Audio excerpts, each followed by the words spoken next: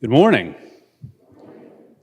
I forgot to shave in that picture. Ladies and gentlemen, heroes of historic preservation in Maryland, I am honored and delighted to help you kick off your 2017 summit. Thank you for welcoming me so warmly to your gorgeous and historical capital city, and to the national treasure that is the United States Naval Academy. Thank you, Nick, for that introduction and for your inspirational leadership of Preservation Maryland. Thank you, Megan Bacco, for suggesting me as a speaker to your colleagues.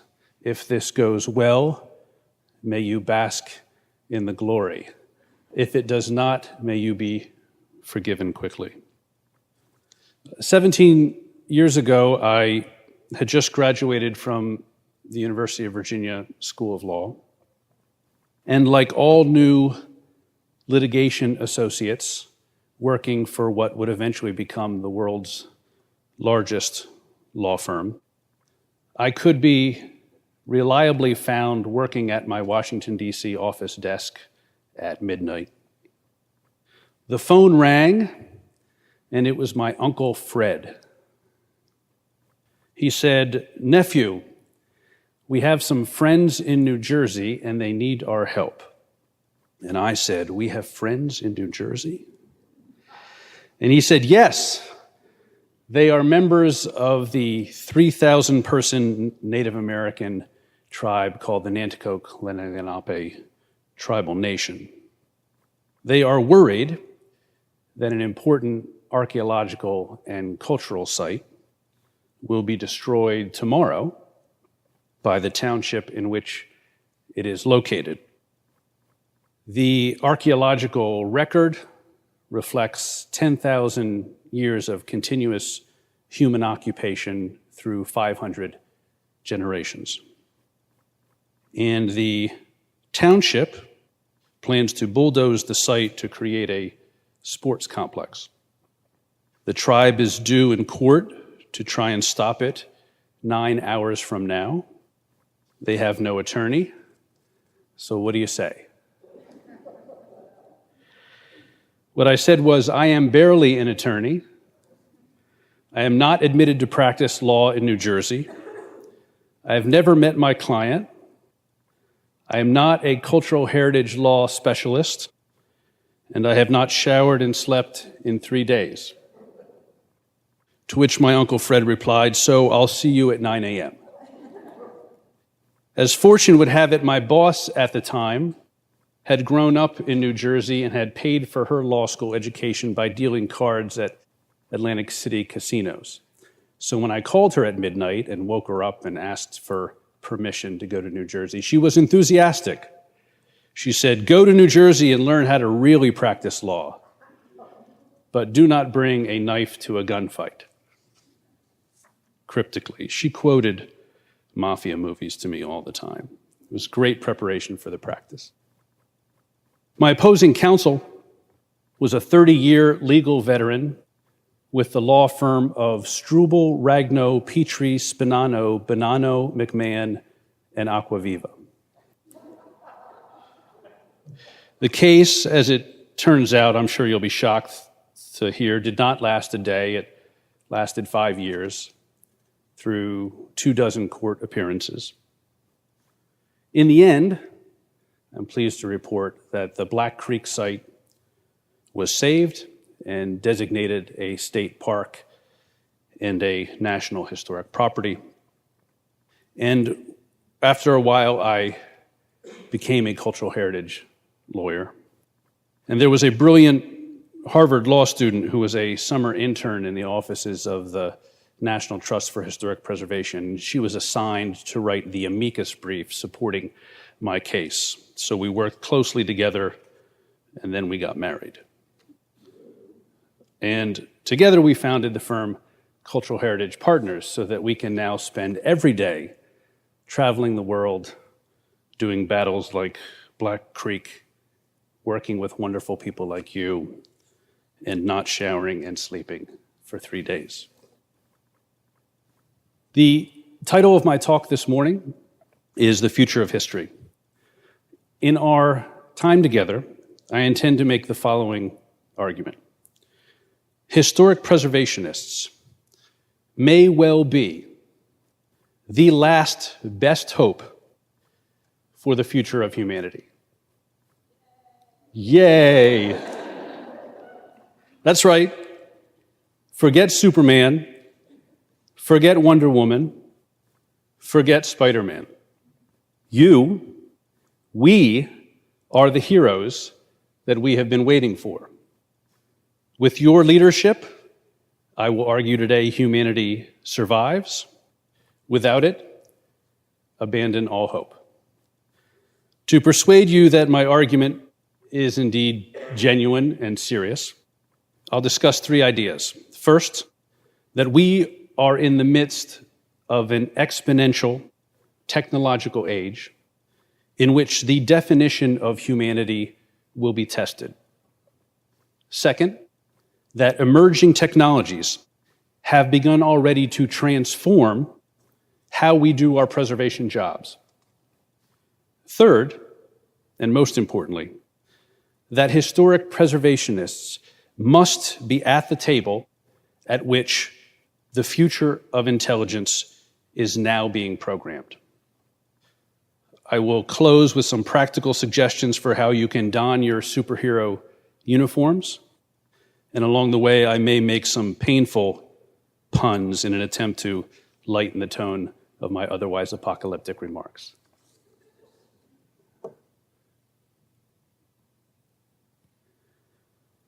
I can think of no better suited audience with whom I'd like to explore this subject than you, Maryland leaders. Why? For several reasons. First, you are smart and you value higher learning. St. John's University, founded right down the street in 1696. You opened the first public school of dentistry in the country. Doing so was like pulling teeth, but you got the job done.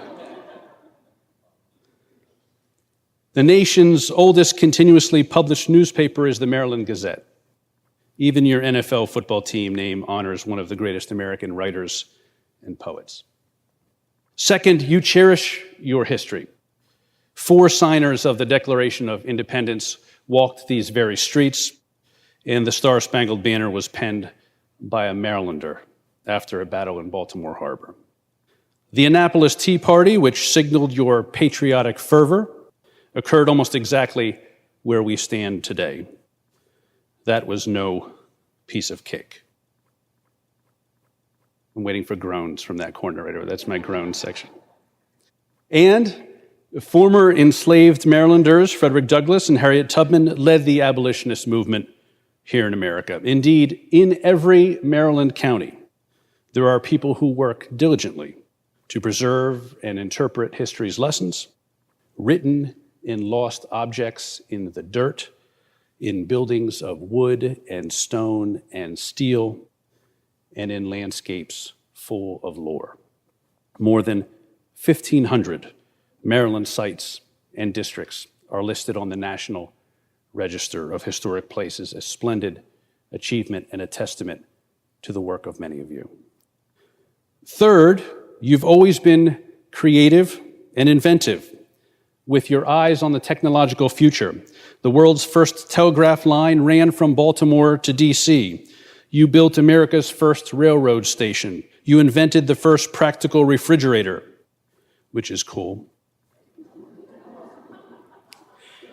You managed America's first umbrella production facility, an achievement that will forever reign. You even launched the first successful manned balloon flight in 1784 by a 13-year-old, no less. That took place in Baltimore, so far from the state capitol, one wonders where he secured all the hot air. The mayor wasn't here this morning, so that was fair game, I think. And what can be more forward-looking than your state sport of jousting? Marylanders have always looked forward to the future, and you have always looked after the welfare of future generations. And so I'm pleased to jump into the substance of today's talk about the future of history. Where are we in 2017? I want to start by underlining just what an incredible, fast-moving, sometimes bewildering time we live in.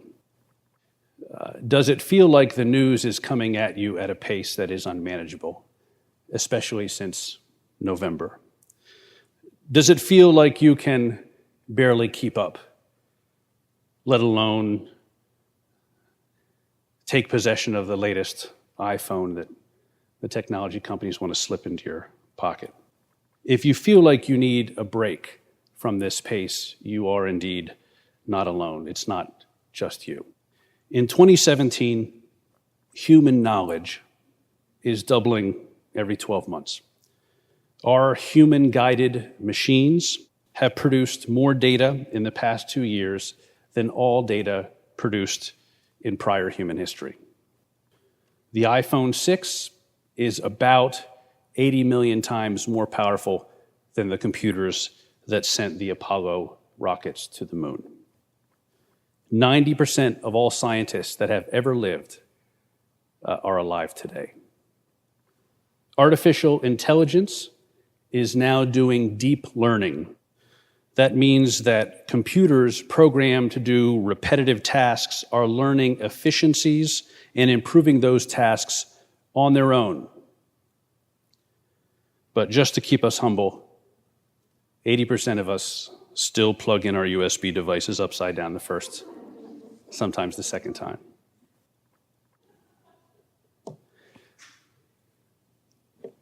Everything is speeding up. But what does this mean from a systems perspective? It makes our lives much more exponential, and this is especially visible in three main spheres: processing power, knowledge, and creativity. Our technologies are accelerating to the point of a near exponential growth. This chart shows the increase in human processing power over the last 500 years. On the left side of the curve is the printing press. On the far right side is the 3D computer chip. Since the 1960s, materials scientists have been aware of Moore's law, which states basically that transistors are shrinking so quickly that their processing power will double every 1 to 2 years, while the cost of producing each chip generally falls in half. Hardware engineers keep warning, unsuccessfully and so far inaccurately, that Moore's law will eventually slow or stop. But other approaches, like deep learning, may continue advances in processing speed even as we reach the current limits of material science for the manufacture of processing chips. So, in only a few centuries, we've gone from having the processing capacity of pen and paper to having in our pockets the iPhone 7 and its mind-blowing A10 fusion chip. The increased processing power of humanity has permitted huge strides in automation, analysis of large data sets, and our capacity to communicate with high-definition video and immersive virtual environments. Some experts estimate that in only 15 years, we will realize processing power 1,000 times greater than what we see today.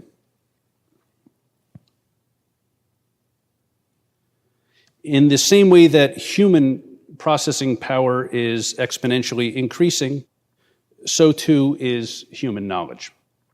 This chart shows the length of time it takes for human knowledge in the form of usable data to double. Through the early 1900s, it took about 100 years for this doubling. By 1945, it had dropped to 25 years. Presently, it takes about 12 months. And IBM now predicts that the Internet of Things which is the internet-based connecting of all the stuff in our lives, will soon bring this doubling time down to 12 hours. So you thought you were overloaded now.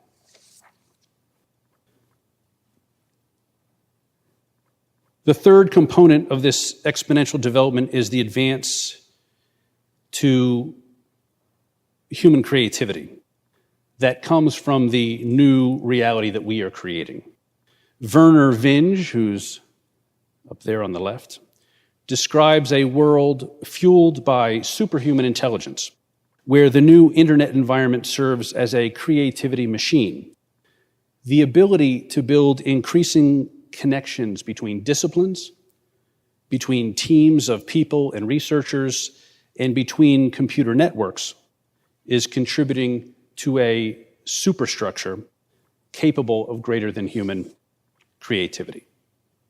Taken together, this means that we are evolving to become C-3PO, everyone's second favorite droid.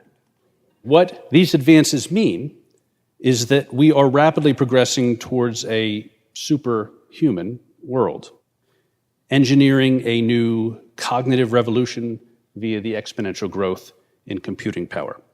Now, mainstream futurists believe it is possible, if not probable, that within 50 or fewer years, this rate of advancement may distinguish technologically enhanced beings from old school Homo sapiens like you and me.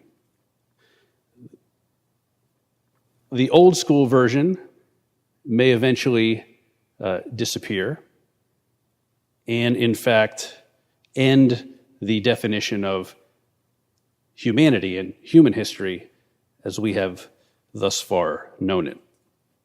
Stick with me. The rise of processing power and the artificial intelligence may, according to mainstream theorists, spur us towards a point of no return known commonly as the singularity. So what is the singularity? The technological singularity is a term that Vinge coined to describe a scenario where the invention of artificial intelligence enters a, quote, runaway reaction of rapid self-improvement cycles, resulting in a powerful superintelligence that far surpasses all known current human intelligence. Many well-recognized futurists, especially Ray Kurzweil, who is head of engineering at Google, have endorsed and popularized this notion. So one hypothesis in support of the title of my talk today is that the future of history is no history, or at least no history as curated by human beings. It's an interesting exercise for a historian to imagine someone from a different culture and background suddenly dropped into our world, right? A world with the internet, with smart homes, with big data, and with medical robotics. But as Vinge has described in a recent interview in Wired magazine, this pales in comparison to the idea of what life will be like post-singularity. Now, if we all got in a time machine and went back and grabbed Mark Twain and drug him into the present, he'd take a couple of days to get acclimated, no doubt, and then he'd be on Twitter with 2 million followers and his own hashtag, right? The reason we can imagine that transfer is because the fundamentals of humor and of cognition and of communication aren't much different in the world that Twain inhabited and the one that we're in now. But trying to get Twain, or any of us in the room, to fully understand a post-singularity world, that's more like sitting down with your pet goldfish and attempting to describe the world as it is now. Even if you speak fish, we lack the capacity because our minds over time have evolved in a linear history and now we find ourselves living in exponential history. So, what are the best guesses out there for what a post-singularity world will look like? Even some of the foremost minds in the field don't agree. From left to right, Ray Kurzweil, Google's director of engineering, believes that we can harness the awesome positive power of an exponential future, largely for good. He focuses on the medical power of exponential discovery, the potential implications for life expectancy and health, human exploration into deep space, and he posits that extensive self-alteration and augmentation mentally, in addition to physically, will be within the reach of us all. Stephen Hawking, famed theoretical physicist, thinks we should be afraid, very afraid. And he suggests that we should put rules in place now to restrict exponential computational growth. Hawking views the singularity as an event that will likely cause the obsolescence of humanity. Limited by our physical forms, artificial intelligence will eventually no longer have use for us, or regrettably our puns. Yuval Harari, author of the New York Times best-selling book *Sapiens: A Brief History of Humankind*, emphasizes that the advances of the singularity may be unequally divided between elites and what he describes, with empathy, as the, quote, useless class, whose labor will be replaced by machines. Now, all three thinkers have informed my own thinking about the future of history, but a sentence in one of the final chapters of Harari's book most caught my attention and has led to me crafting versions of my remarks to you today. It's almost a throwaway line from him, but this is what he says. He says, there may be a very narrow window in which cultural heritage stewards, the people in this room, can exert some influence on how the lessons of history and humanity get uploaded to future artificial intelligence. Distinguishing between intelligences and consciousness, Harari argues that we need to ensure that we create artificial consciousnesses which have a cultural and historical perspective. Instead of pure artificial intelligence that may lack subjective characteristics like beliefs, emotions, morality, desires, motivations, and an understanding of what humans have gotten right and wrong during our time on Earth. So what else would an artificial consciousness need? Harari points to our combined body of cultural heritage. Over 70,000 years ago, humans began making art to express culture, possibly as part of a new cognitive ability to lead groups in collective action. And it may be that ability to create art and culture that distinguished us from the other forms of humans that were alive at the time and have now perished. The artifacts and practices of that 70 million, or that 70 millennia, are our cultural heritage.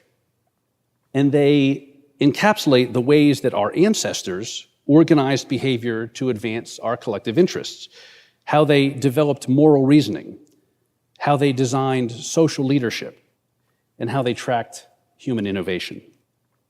It is this layered and varied history that differentiates us from other forms of intelligence that we may create.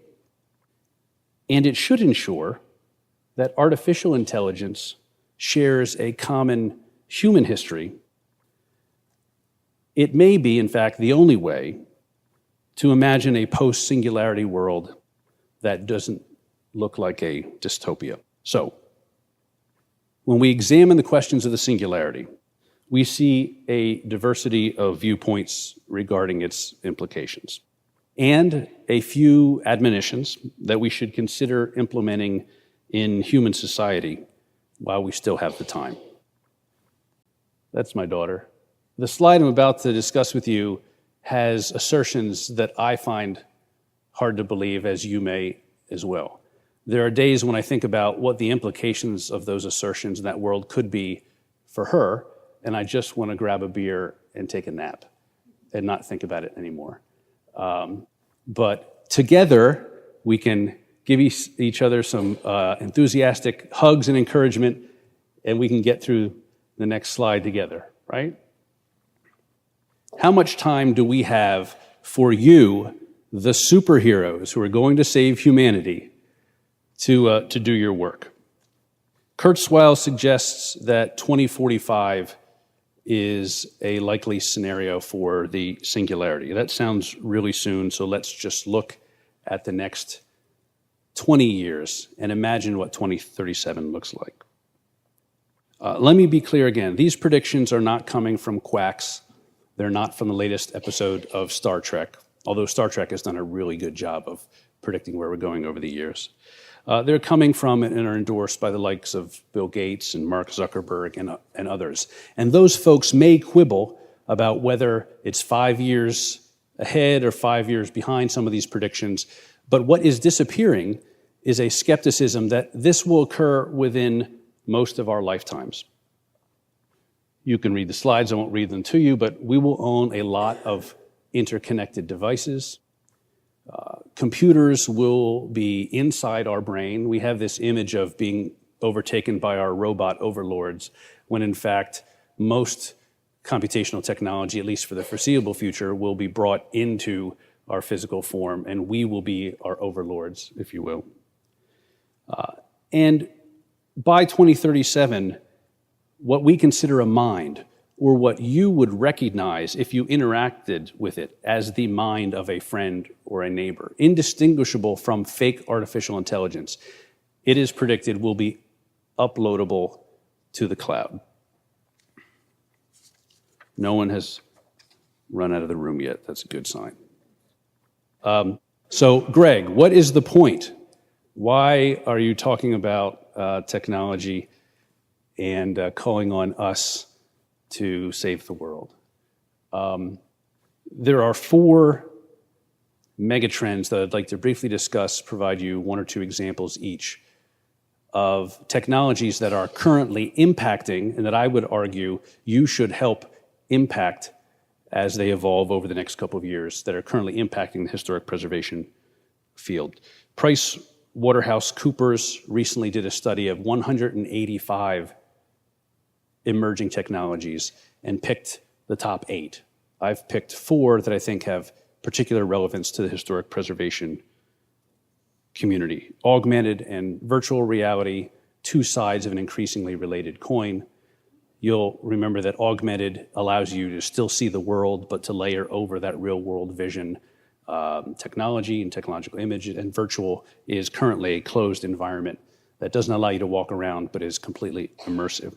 Drones and satellites, 3D scanning and printing, and then the gorilla in the room, artificial intelligence.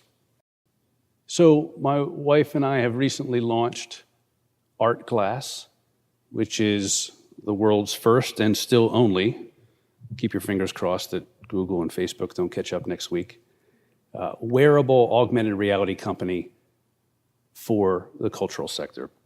What does that mean? It means that we partner with Epson, which produces some smart glasses that you can see through, and our software designs tours that layer over one's experience of real places, technological enhancements that help tell the story in a more powerful and effective way. We have deployed Art Glass at 25 sites in Europe, and 2 months ago, we announced that we were bringing it to the US, and so very soon you should be able to experience this yourself.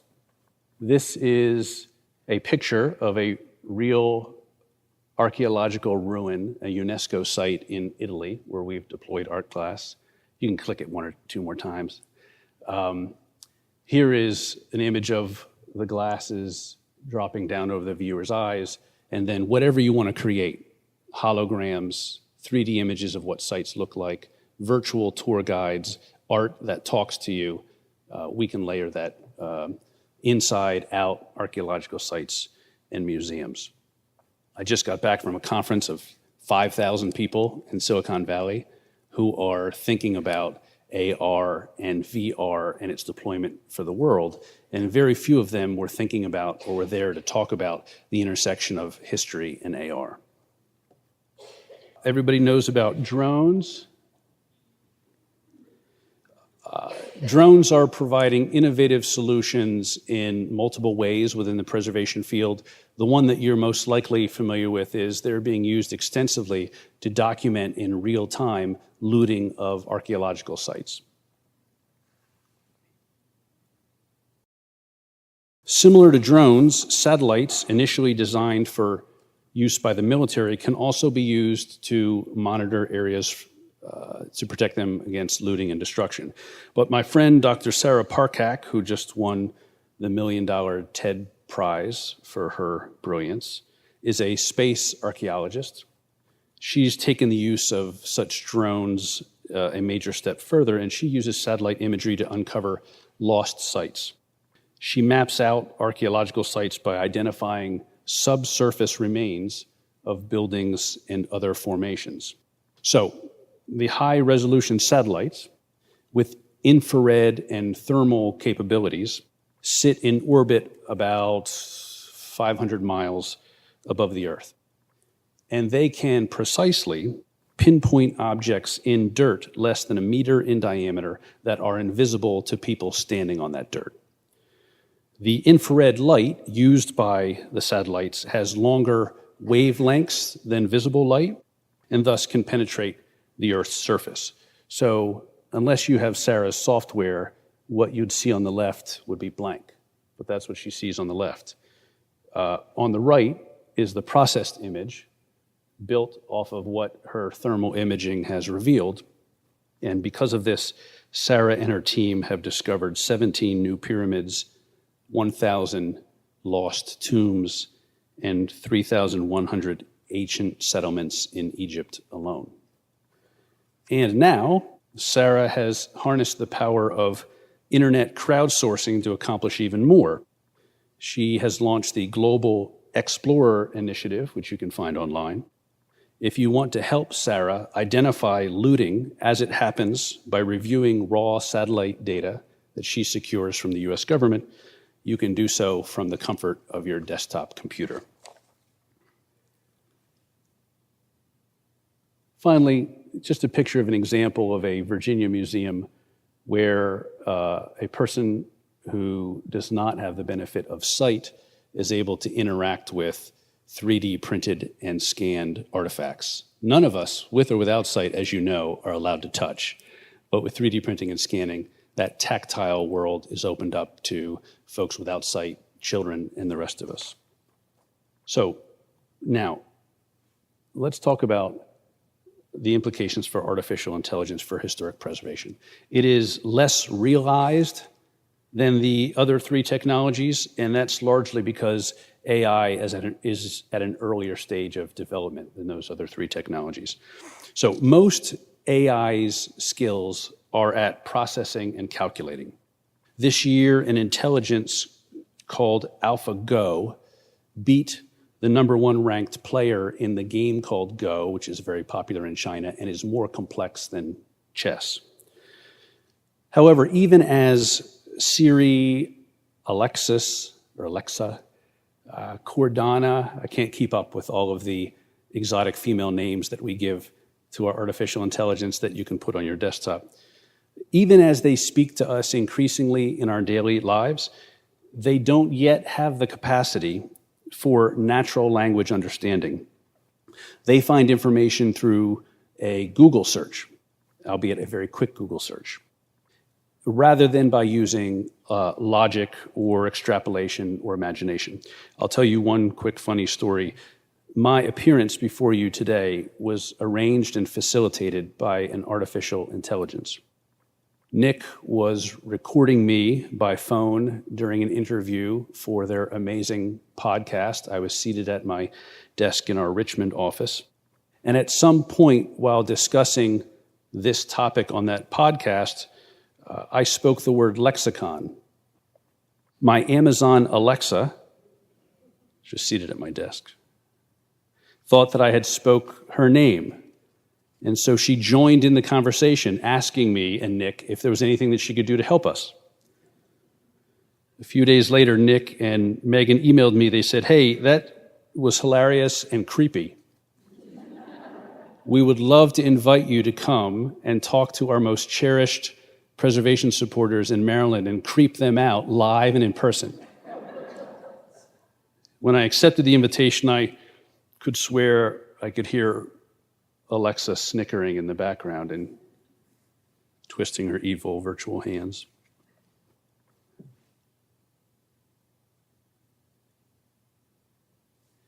We don't know is the answer. These are some relatively boring hypotheses of what AI will do for heritage preservation.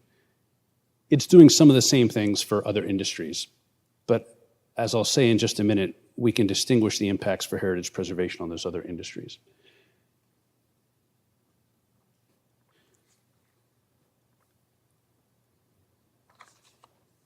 In 2013, an Oxford University study examined how susceptible certain jobs were to computerization.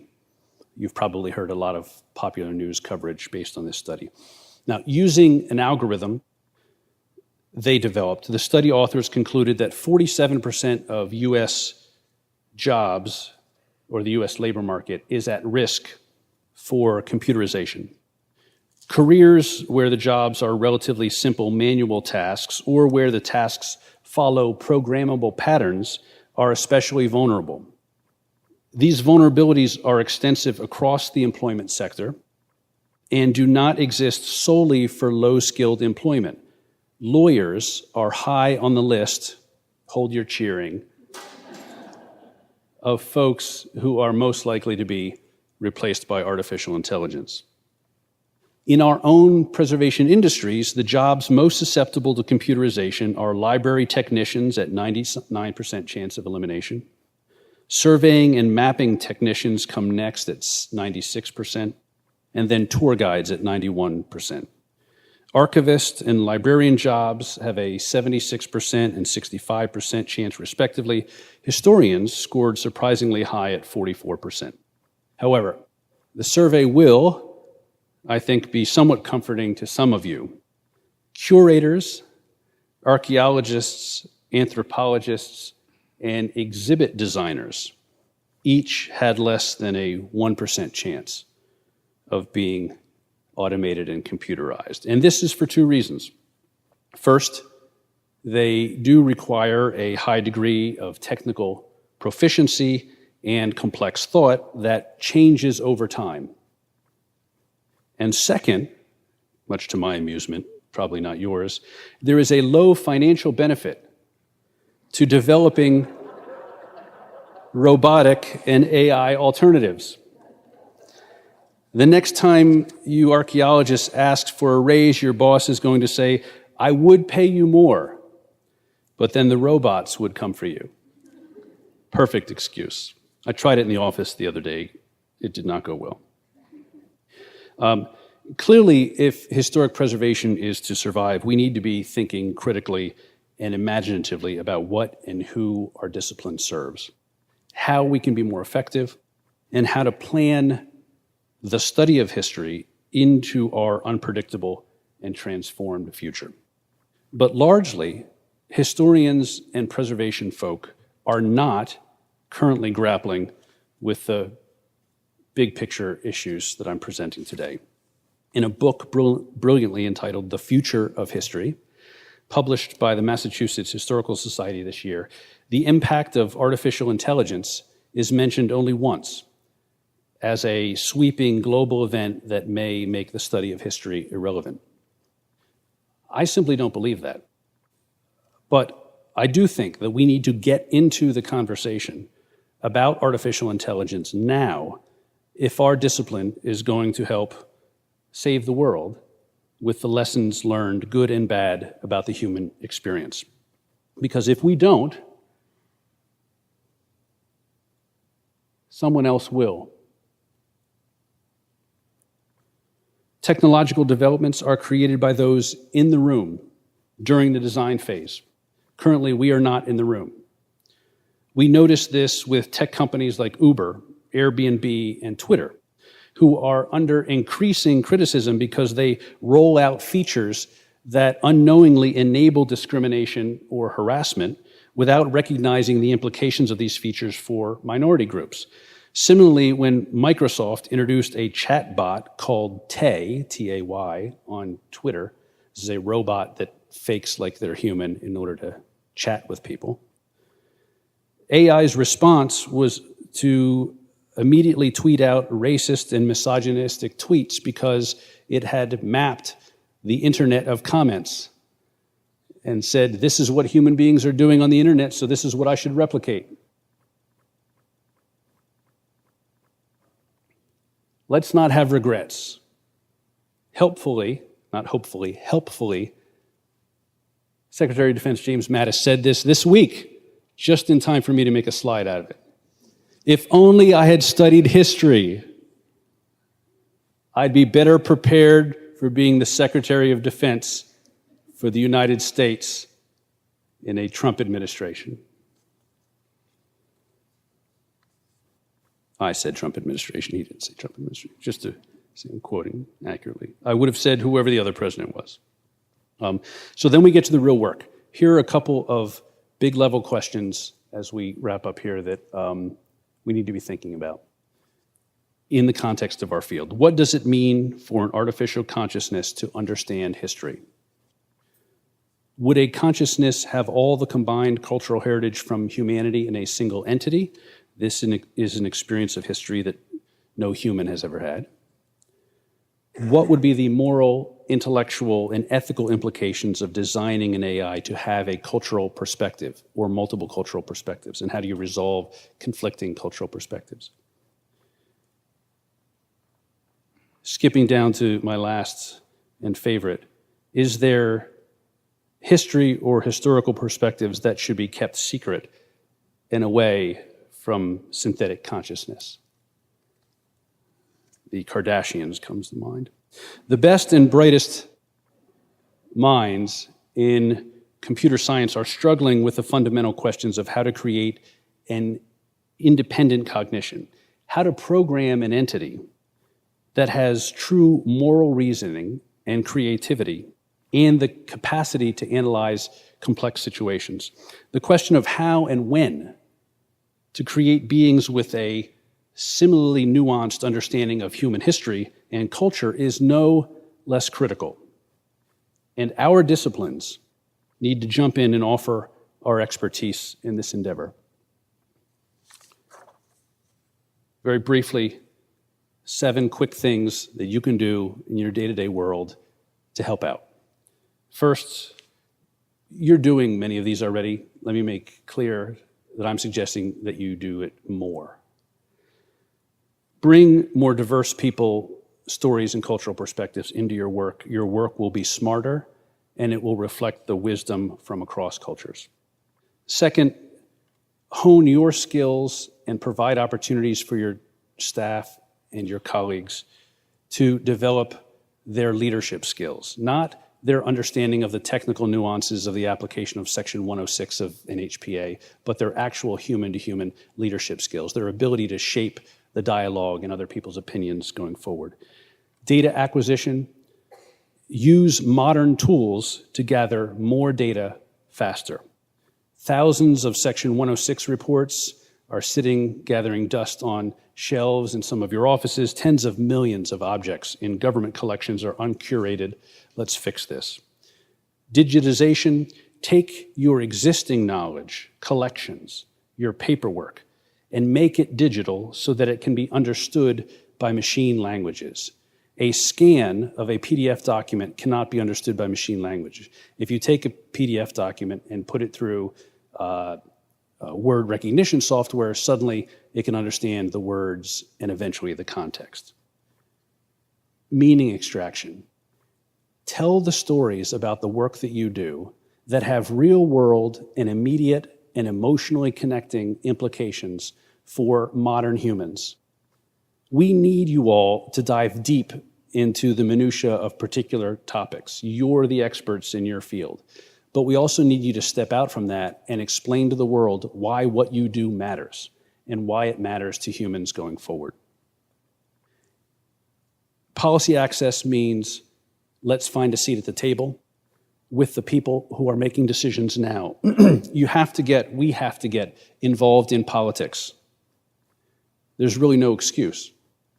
The decision makers, whether Republican, Democrat, or something in between, are not waiting around for our opinion. We have to tell them now that they should be thinking about what we do and what it means for the future.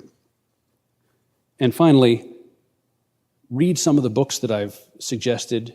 Track the people in the heritage preservation field who are most effectively pushing the envelope of technology. You don't have to understand the details of what they do, but understand the bigger picture and be able to explain it to other people and what it means.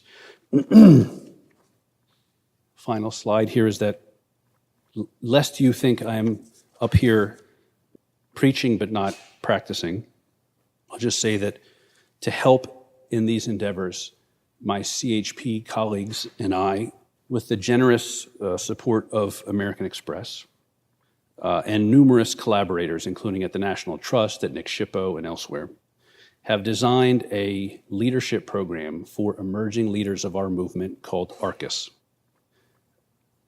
Preservation Maryland's Megan Bacco is a fellow. We have designed 25 online short courses.